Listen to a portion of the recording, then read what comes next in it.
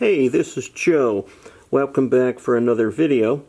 In this video we're going to be covering DIY brake job tips and tricks. What we have here is some rear brake caliper carrier assemblies.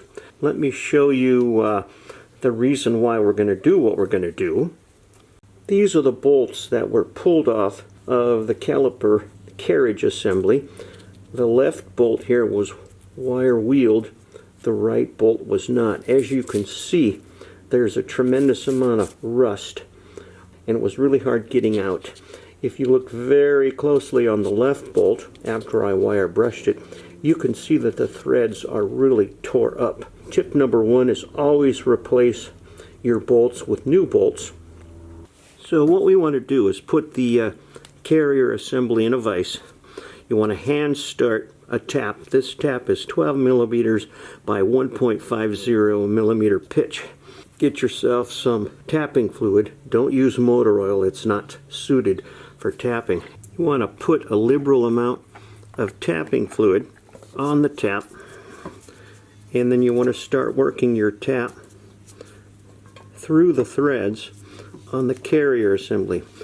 Every few turns you want to back the tap out to clear any chips, then put a little bit more tapping fluid on the threads, and you want to very gently go through and clean out those threads. You don't want to go putting new bolts in there, and because the previous bolts were tore up, you don't want to run the risk of damaging the threads in the carrier assembly. Go forward a couple turns, back it off a couple turns, and then gently work your way. You don't want to force the tap through the threads. You just want to gently work the tap, and again, every couple turns you want to back that out, and you want to go all the way down. The tap is tapered at both ends.